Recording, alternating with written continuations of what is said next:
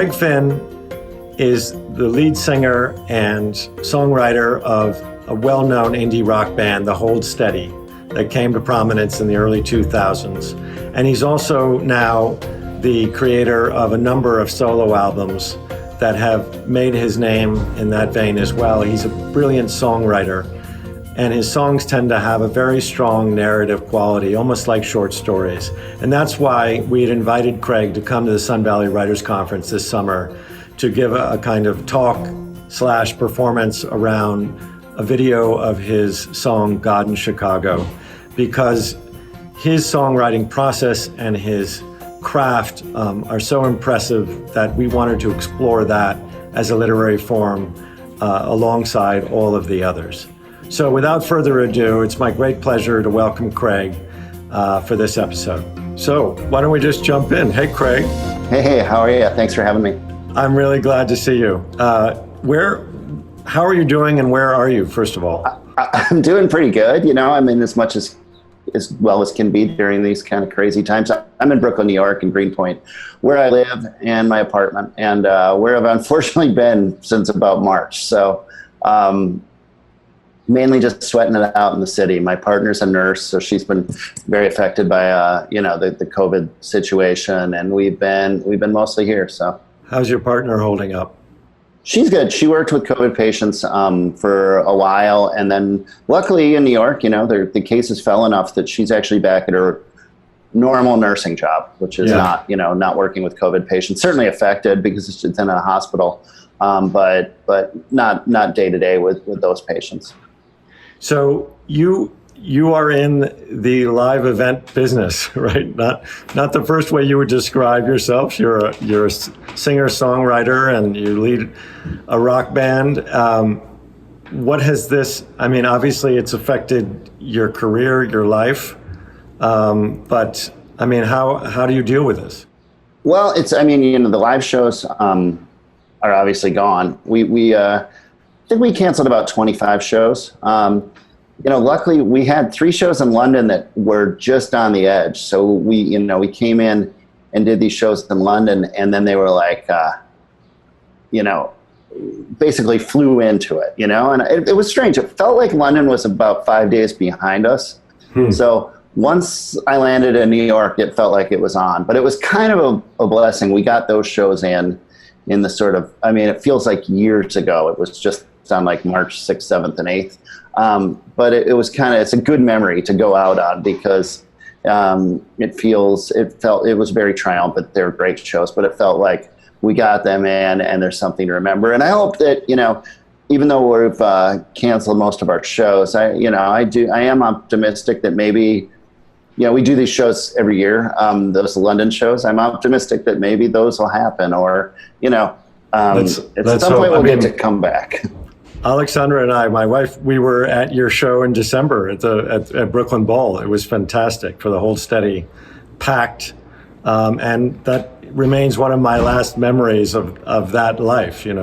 So I want to, you've been making a solo career as well, especially these last 8 years or so, and you put out 3 albums in a row now that sort of are of a piece. And in the middle there is, I think from 2017, was this song, God in Chicago, that really helped break you out as a solo artist, and to me remains one of your most affecting songs and is really an iconic song from your solo career. And I thought that one way to enter into this conversation would be to just roll that video, which I also think is beautifully made.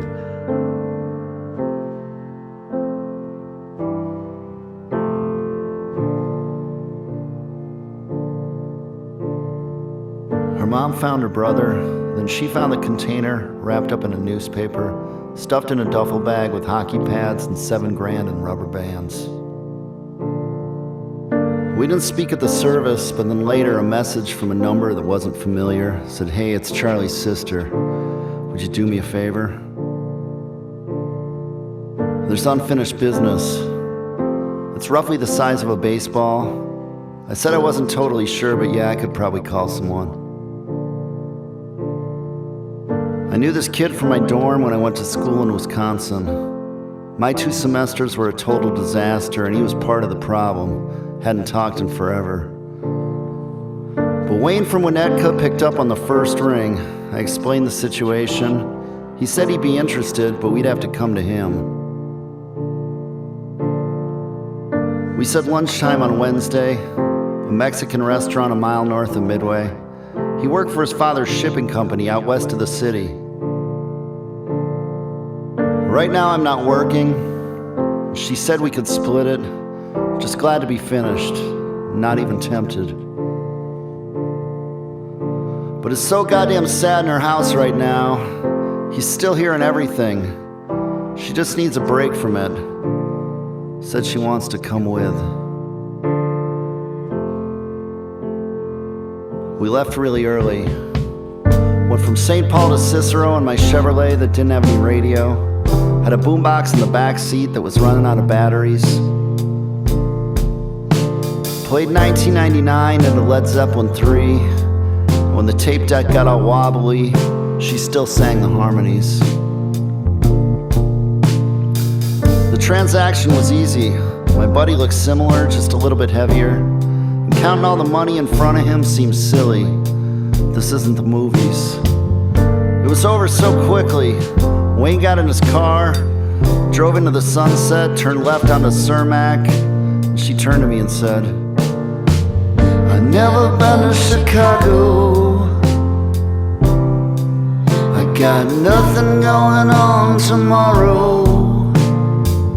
Maybe we could stay here tonight, lose ourselves in the glass and light. I've never been to Chicago. I got nothing going on tomorrow. Maybe we could stay here tonight, lose ourselves in the glass and light." We got a room at the Hyatt, Michigan Avenue. I can still picture you. We each got a toothbrush at Walgreens. We drank in the taverns, we ate somewhere Italian. Then she's on the sidewalk trying to ask for a cigarette from oncoming traffic. I felt God in the buildings, the light from the skyscrapers showing up in the river. And 4 years didn't seem like much anymore. We both want the same things. We kiss on the corner, we kiss in the corridors, we fumbled with clothing. We all want the same things. And then it was morning.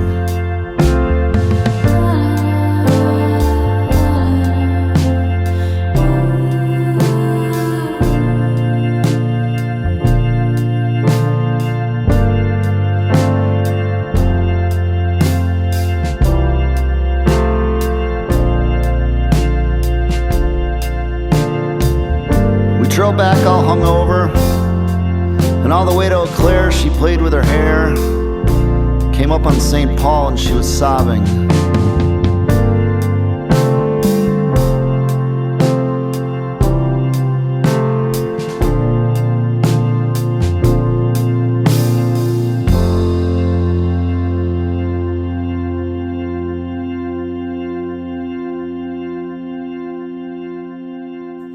So I just find that video incredibly affecting. It's both haunting and strangely uplifting, kind of hopeful in a way. And you leave it unfinished. It's sort of reminds me like of a short story. And so watching it again now, I just wonder, it's a few years ago for you. You've gone on, you made more music, more albums. Where were you in your life and your career when you made that song, and then as it turned it into a video? And I mean that actually and existentially.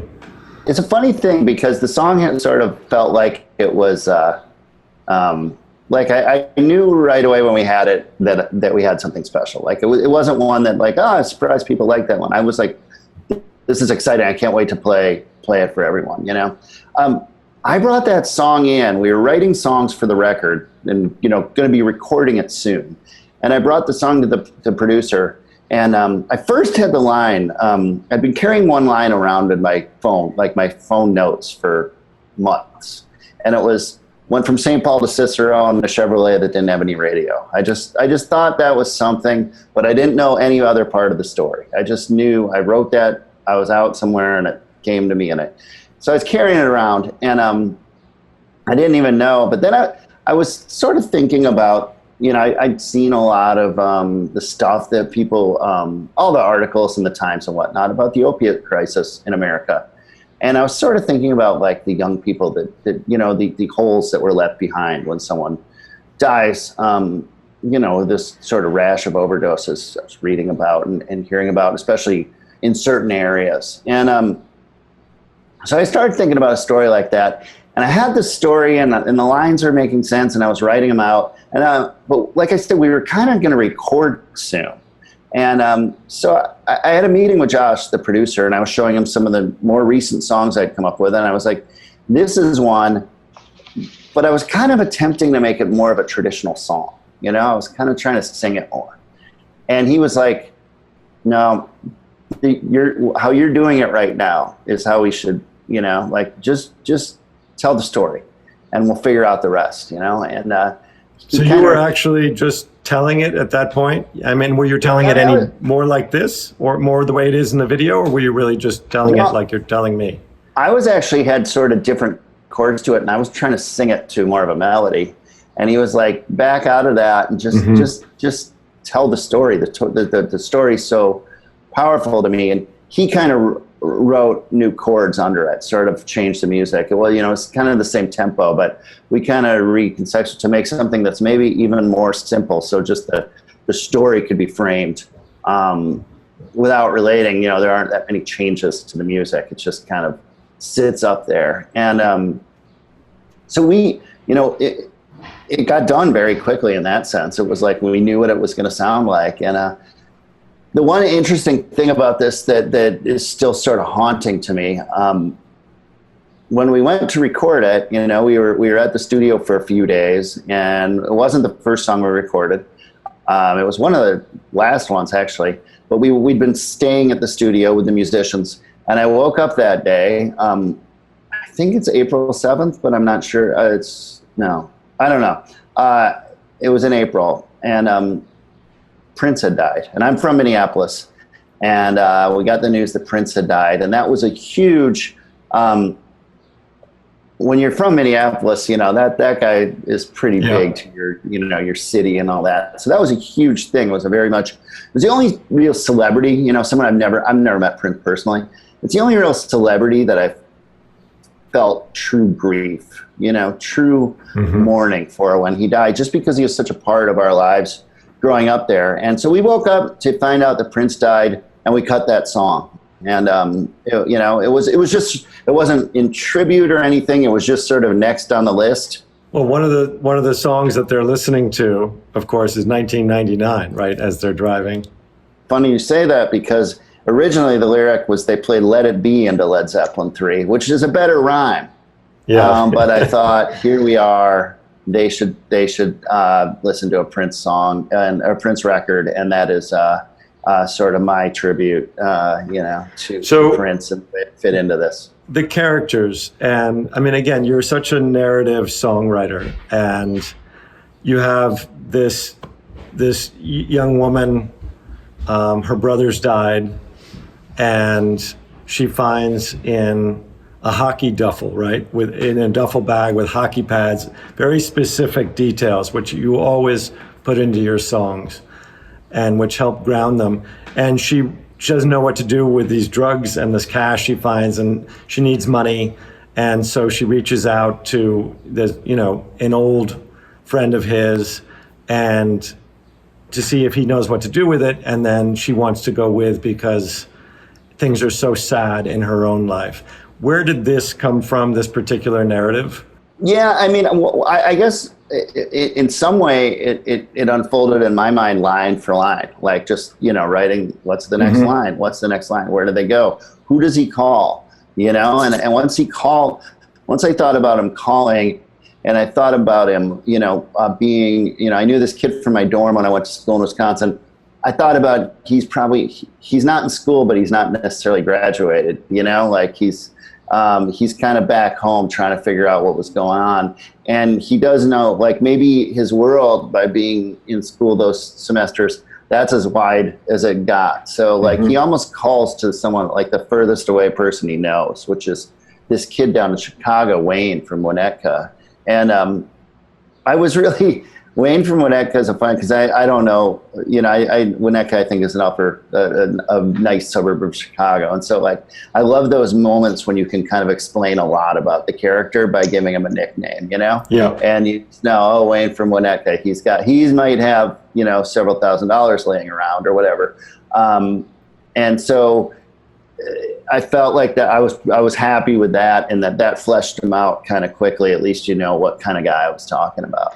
So the video is shot like a kind of gritty indie film, and I think it's incredibly well done. The way you're describing how the lines come, I'm a fiction writer. I'm imagining that you're picturing these places, these people. As you write the lines and the details, then it begins to come into an image. So what was that like, translating that into actual pictures? Well, it's funny because, for instance, I was thinking about, I know the way I've always thought about, like, I really like things that are rooted in a specific place. And a lot of my songs end up being from, a place where I'm from. And so in the second line of the song, third line of the song, the drugs are found in a hockey duffel bag. And that's something that brings you up to Minnesota, or Michigan or Massachusetts. But, there's specific places in the U.S. that we think of where people play hockey. And so that to me made it, they're driving, they're starting St. Paul and they go to Chicago. And so I was concerned. The director, Chris Mercado, I met him, and he was a really nice guy. And I was like, I just need to make sure you get it. Like I don't, he was an East Coast guy, and like, I kind of know what the clothes they wear, I kind of know what music they listen to. And I was like sending him photos of people and houses of what I think, where they started out from. And he just got it. Like, honestly, he went to Chicago. And I have a thing with videos, is that I wanted it to be like a film, and I didn't I don't want to be walking through the grocery store lip syncing, I want to be not in it, and he found these actors, and I think I didn't go, like he said, I got this. So he went to Chicago. He felt like he had a vision, and the label really trusted him because he'd done really great work for them before. And he went there. I'm pretty sure he put everyone in an Airbnb, so like they hung out together and got to know each other. And they did it. And I just remember it coming back. And usually there's, like with anything, there's several revisions, right? And pretty much what you saw is what he sent. And it was just like, you got it. I'm sorry. Yeah. I'm sorry I ever doubted you for a second. Very satisfying. He just really, it was the movie I already saw in my head. So what you described sounds a lot like what I've experienced occasionally, writing fiction, having your fiction turned into images, but you're a songwriter. And one of the reasons we really wanted you to come to the conference was to talk about this process, this craft, and how it's different from other kinds of writing, poetry, short fiction, short stories. And at the same time, when I listen to your songs and I read the lyrics, they're in a book and you can read them, and it's an extraordinary experience that I recommend. I feel like I'm reading a kind of short story, sometimes sort of a fable. God in Chicago puts me in mind of some late Raymond Carver stories. I can't quite explain how strong a compliment that is in my book, but I want to read one thing you wrote, or you said, just about reading and writing and relative to songwriting. It said, I do get a lot from reading, just as a way of thinking about stories and relating them to songs. I also really like short stories because I think they show that it really matters what you leave out or leave in. So your process, your narrative inclinations, where did this come from? How did you learn to be a songwriter?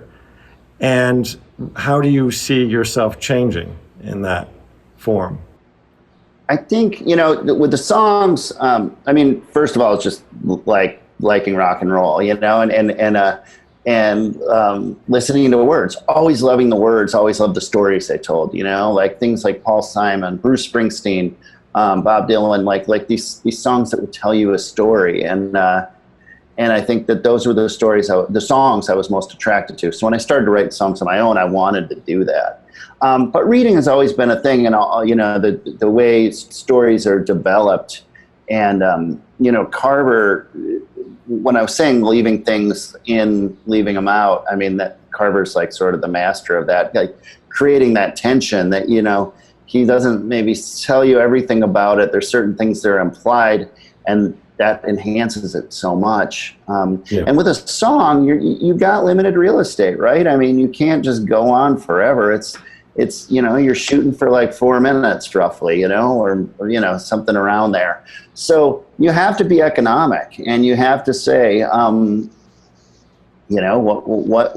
much can I give this? And I actually, I've learned a lot. Josh Kaufman, who's produced my the last 3 solo records, had a really good, he's helped me a lot. One of the things when I'd bring him sort of songs and show it to him, one of his, especially early on in our relationship, he would always say, you're setting it up too much. Just get rid of that first verse. Like start at the second verse, start in the middle of the story. And now I kind of hear his voice when I sit down to write the song, and I'm like, start at the second verse immediately. But those are the kind of things that help you grow. And that's like the kind of advice that, and eventually you just kind of build it into your own process. But, a lot of it's just like my process now. I almost like write too much information. That's what I first start doing, just putting words down. And like, it's eventually, if I come to a complete draft of a song, there might be like 3 pages of lyrics under it, like I just kind of keep writing, and then I move to the top and I sort of pull up the stuff I like. At the end of God in Chicago, it ends with, they've had these grace moments, but then it ends, she was sobbing as they come back, and you sort of leave it unclosed, which I love. And it's almost as though you cut off the rest of the story to give us an action to involve ourselves with it. Is that? Case, I have to admit, I didn't know what's going to happen to him, because they had this romantic encounter, and it just all seems too complex, and I think the idea of it in part was, is that they were in this, they just had a little break, right? It was a little vacation, like they did this drug deal, but it's sort of, that's not even, like they aren't drug dealers, right? So they just did this thing and put enough money in their pocket so they could just have one night outside of their normal lives. And in that, and Chicago was really interesting to me in that it's the closest really big city to the Twin Cities, but it still takes about 7 hours to drive there. So it's a full day to get there, and also it's just it's a really romantic city to me in that it's the city of broad shoulders, right? So it's like, and I was thinking about, like, before we got on this call, I was talking about Chicago, how, New York, so often, if you're coming here for the first time, you approach, either you fly in or a lot of times you take the train, and you kind of come up in the middle of it, right? Like, Penn Station or Grand Central or something, where in Chicago, you're almost always, you're approaching from the ground, and it kind of comes at, and it you can kind of see it before you get there, and it just looks big. The buildings, because of the architecture, are big and American, and I don't know, I really like that about the idea of them going there. So I want to talk a little bit about your emotional connection with your songs, because you write a lot about people who are struggling, people who are disappointed in their jobs or their lives or having tough times financially, otherwise. And yet, again and again, there are moments of grace or hope of some kind that sort of break in. And I was reminded of a line from Virginia Woolf's journals where she says, "I meant to write about death, but life kept breaking in as usual." And, you know, is this a way that you're trying to investigate both how hard people's lives are and at the same time what it is that we do, that we share in trying to make our lives bearable or good? I mean, why do you feel that this is how so many of your songs play out? I think, I've always been interested in like people, sort of the struggle, right? And I think that, especially in the solo work, the last 3 records of the songs I do outside of the Hold Steady. With the Hold Steady, I'm always kind of writing songs about people who make terrible decisions and follow them to their logical conclusion, and it all ends up terrible.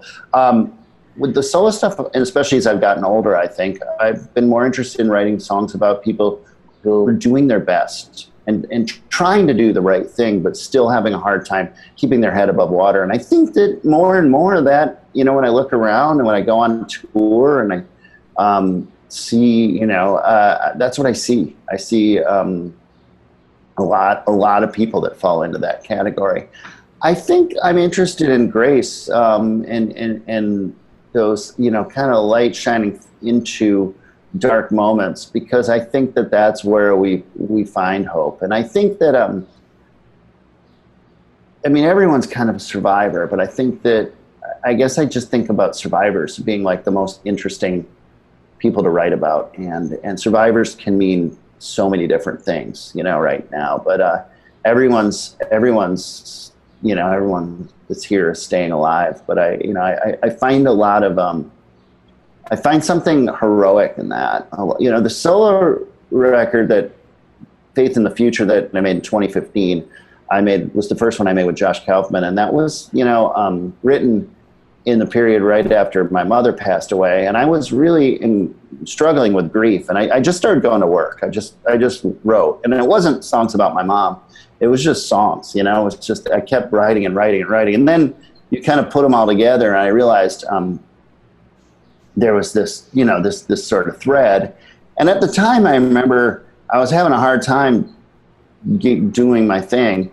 And I'd watch people in the morning, and I'd go outside, watch people going to work, and it all looked heroic, just, keeping going. But I think that we all believe in something better to come. I think that's that's what gets us out of a bed in the morning, right? Or that's what, that we believe that we are working towards something better, even if it's small. And I think that fuels my work. That certainly speaks to the moment. And you've long been, someone whose characters tend to come from the Midwestern white working class, generally speaking, though you've written about New York as well. But you've said before that that some of the folks you write about probably wouldn't vote the same way you do. And this brings me to wonder whether, especially in this particular moment with all that's going on, whether you consider yourself a political songwriter, whether you ever have, or whether you do more now, and how you see that and how perhaps that's infusing your work at the moment. It's funny. I would say 5 years ago, I would have said no, because, it would have been largely true. But especially on these last 3 records I made with Josh, I think like I said, a lot of the people are people who are trying to do the right thing and still not getting ahead, or still having a hard time keeping head above water.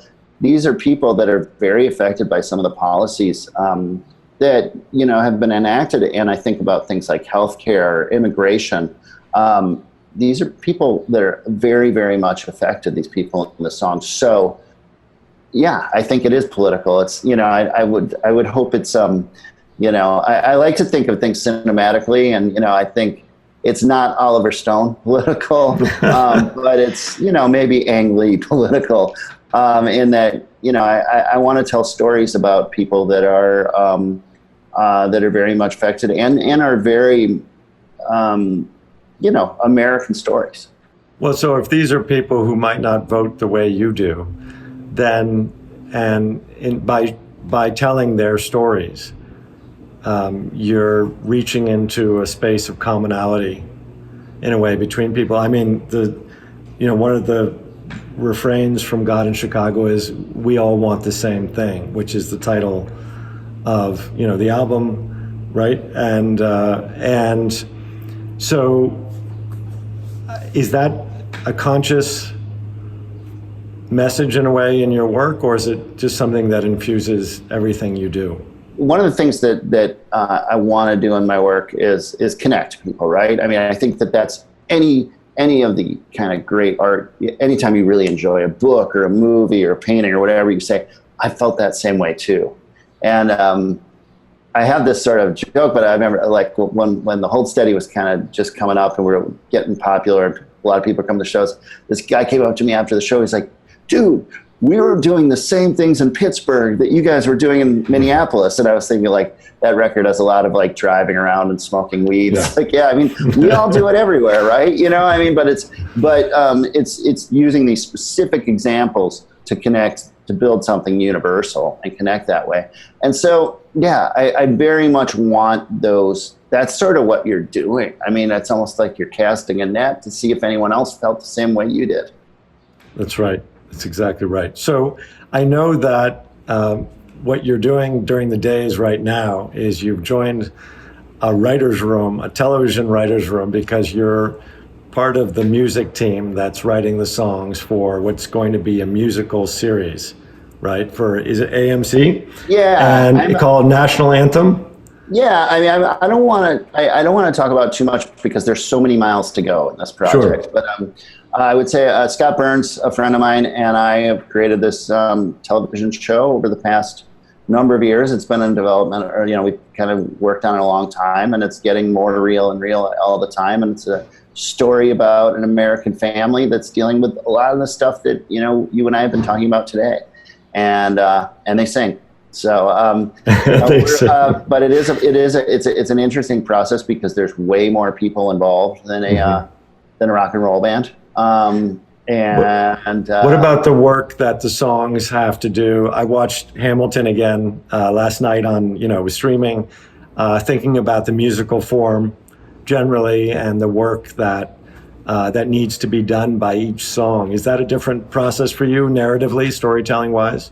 Well, yeah, you have to make sure the song is doing, I mean, that's almost like, it's a little interesting because in my own work, like I'm so obsessed with the story of the song that I'm always putting that forward first. And that's obviously what you have to do in a musical environment. So maybe I feel like I might have to do less adjustment of, but you really have to make sure that every line of that song is matching up with the story you're telling. And at the same time, you have X amount of minutes per episode or something, right? So you want to, you have that information must, cohere. Yeah, right. It must, you must be using that information judiciously. Yeah. So when we spoke several weeks ago, maybe it was even longer, I've lost all track of time, I was asking you whether you were reading a lot, whether you were writing a lot, and you said that you were reading a lot, but you were having a tough time listening to music, but you were making a lot of music, you were writing a lot of songs.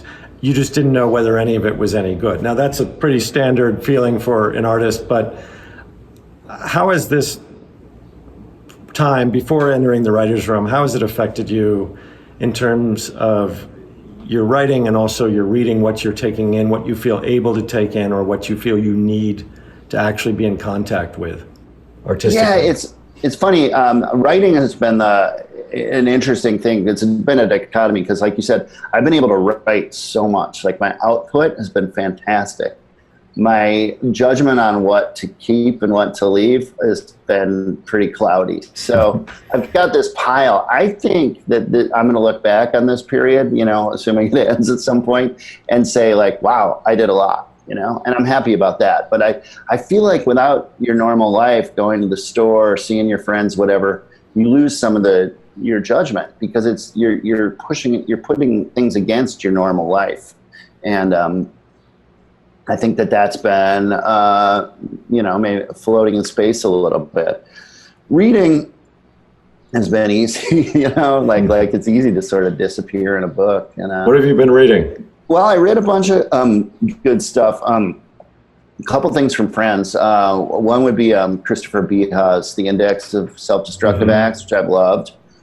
There's a book that's right about to come out, I think this week, called Sensation Machines by Adam Wilson that I loved. I've been reading this week, a book from 2013. You probably know The Flamethrowers, Rachel Cushing. Oh yeah, it's terrific. I never read that before, and I'm loving that. And Rachel's a terrific so I mean, writer. those are all really great books I've read in the past few months, and that's just off the top of my head. I've been able to read pretty well. Do you feel an album coming or somewhere, or amidst all the writing, do you see a thread? I can't tell the thread yet, but there's undoubtedly albums in there because there's just a lot of work, Yeah. But I'm not sure I know the thread yet. And sometimes, usually making an album is a process of taking 30 songs and deciding which 10 you're going to pursue. So sometimes that it's not till the real thread becomes, emerge. Well, I can't wait to see what emerges on every front. I'm really, really happy to check in with you, and thanks for spending the time. And you're not going to see Sun Valley this summer, but we will keep talking. Anyway, man, thanks so much. Really great to talk to you. We'll talk soon. Okay, Awesome. bye.